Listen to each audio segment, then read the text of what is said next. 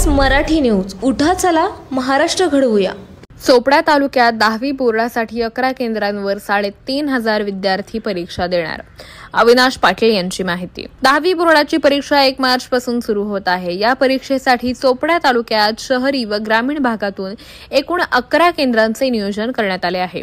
या 11 केंद्रांवर एकूण 3,500 विद्यार्थी परीक्षेला बसले आहेत. तालुक्यात 10वीची परीक्षा कॉपीमुक्त राबवली जाणार आहे.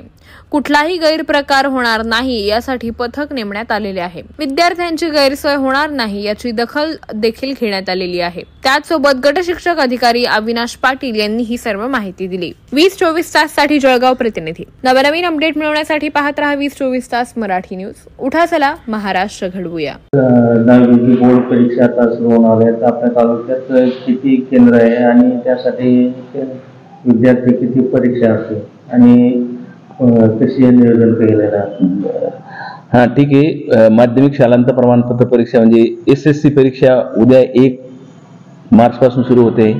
आपल्या तालुक्यामध्ये चोपडा तालुक्यामध्ये या ठिकाणी जवळपास 3,500 विद्यार्थी या परीक्षेसाठी प्रविष्ट होणार आहे आणि या परीक्षेसाठी 11 केंद्र आपल्या तालुक्यात कार्यान्वित आहेत.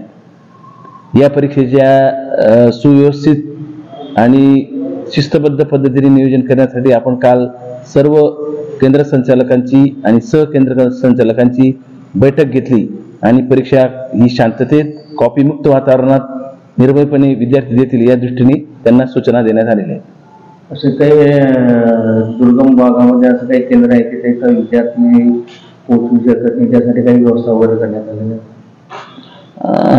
तसं काही केंद्र आपल्या दुर्गम भागात आहे. आपलं केंद्र एक 17 पण त्या ठिकाणी व्यवस्था आहे. तशी सगळ्या सुविधा त्या ठिकाणी आहेत. बैठक व्यवस्था आहे व्यवस्थित.